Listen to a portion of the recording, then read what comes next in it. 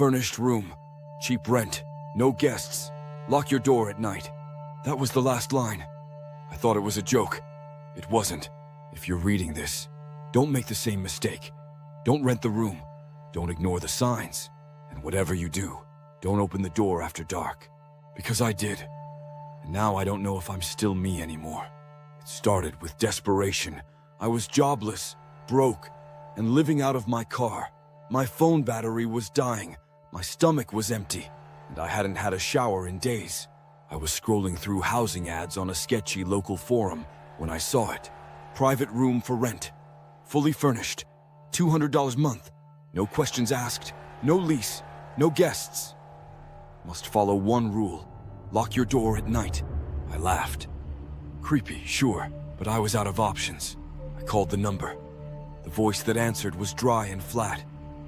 You can move in today. Bring cash. I did. The house looked normal enough. A little run down, maybe. Peeling paint, crooked porch light, an overgrown lawn. But I've lived in worse. Carl, the landlord, looked like he hadn't slept in a decade. Pale.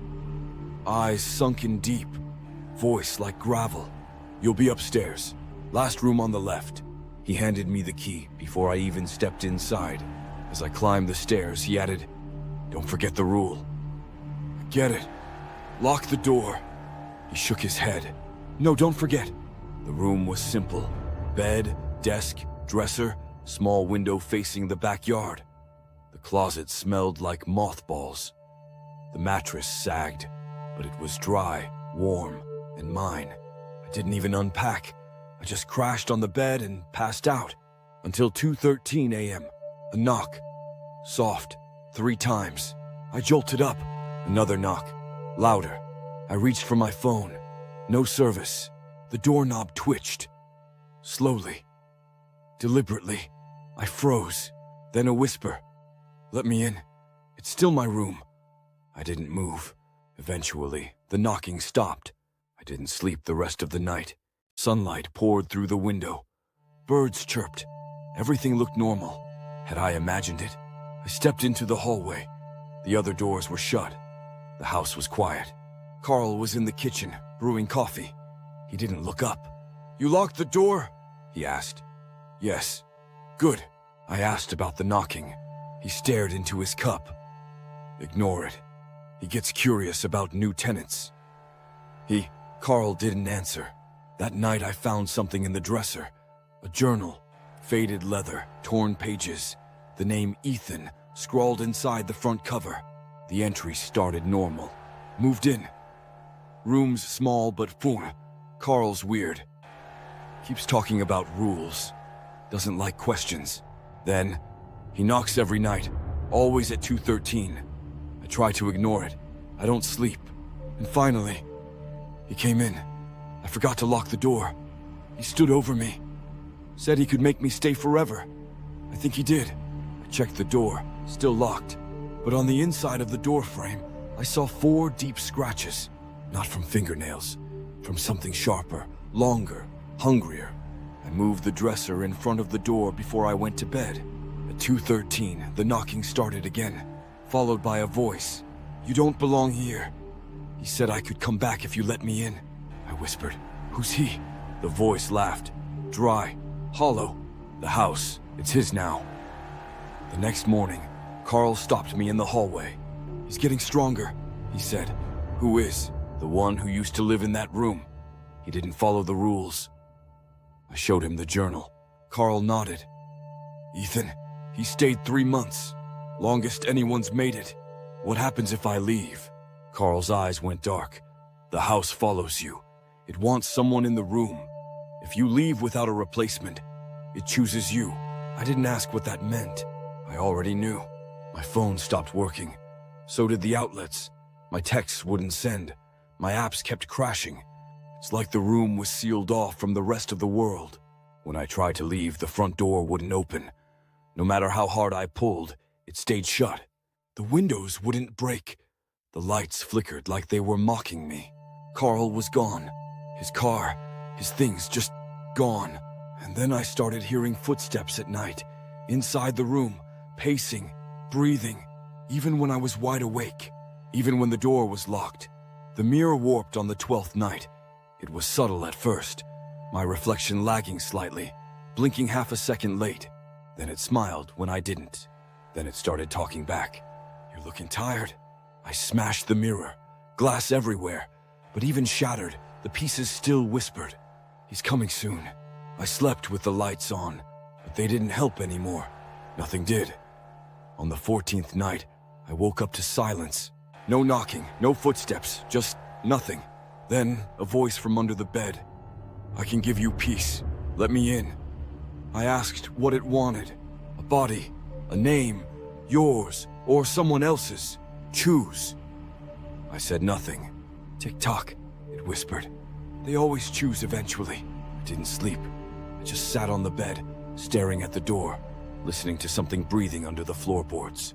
The next morning, I found Carl's door open. It was the first time I saw inside. Empty, not like he moved out. Like he was never there.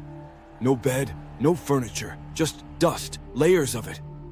And footprints, hundreds, circling the room. I followed them.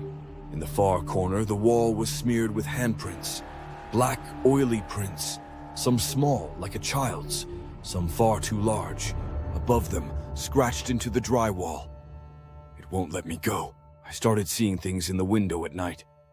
Eyes, glowing red-orange slits. They stared into the room like they were counting down. The clock on my nightstand reset to 2:13 every night. Even if I unplugged it, even if I smashed it, no matter what, the knocks came. One night, I answered, just to see. I said, "What do you want?" The voice responded, "I want to come home." I screamed, I begged, I cried. The voice never left, it just waited. It waits still. The journal added pages on its own. I didn't write them. I couldn't have. But every morning, new words were there. He sleeps in the ceiling now. I hear his nails. The floorboards bleed when he walks. The walls breathe. The mattress whispers. I tried to run. The hallway just loops. I'm always back in the room. I left the door unlocked once. I don't remember what happened after, but I woke up covered in dirt, and the mirror won't show my face anymore. You'll understand soon. He always finds a way in. I noticed the walls changing. They were seeped, damp, like skin, peeling in places. Something pulsed behind them, slow, steady, like a heartbeat. The ceiling leaked a black tar. It dripped onto my clothes, my food, my skin. I couldn't wash it off. My fingernails turned gray. My teeth ached. My breath fogged even when it wasn't cold. I wasn't sure if I was alive anymore, or if I was just borrowed. Sometimes I'd look in the mirror and something else would look back. Something waiting. The house let me open the front door on the 19th day. I didn't understand why until I saw the "For Rent" sign on the front lawn. It had returned. Carl's voice from nowhere whispered, "It always needs one in the room." So now I understood. It didn't want to keep me forever. It wanted me to find someone else. Someone desperate, alone, tired. Someone like I was. I stood outside for hours. The sky was gray. The sun stuck behind heavy clouds. I could walk away, but the house was in me now. It followed my shadow, my thoughts, my dreams. I saw Ethan in the upstairs window, staring, not moving, not blinking. He mouthed something, "Choose." So I put the sign back in the yard, and I waited. The house smiled. The next tenant came 2 days later. Her name was Lily. Young, looked tired, just like me. Said she needed a place, no questions asked. I gave her the key, showed her the room. I didn't say much, just one thing. "Don't forget to lock the door." She smiled like it was a joke. I didn't smile back. I left that night. Bags packed, eyes hollow, but I didn't look back. The house let me go. For now. If you're reading this, it means the journal found its way to you. Maybe you're in the room already. Maybe the door is locked and you're hearing the knocks. Maybe you found the scratches. If you haven't yet, you will. You'll try to escape. You'll scream. You'll cry. But the room doesn't care. The house doesn't care. It just wants someone inside. Someone who follows the rule. I live in a different city now. I changed my number, cut ties, burned everything from that time. But last night, 2:13 a.m., a knock. 3 times. Soft, deliberate, then the whisper. It's still my room. And I knew I never really left.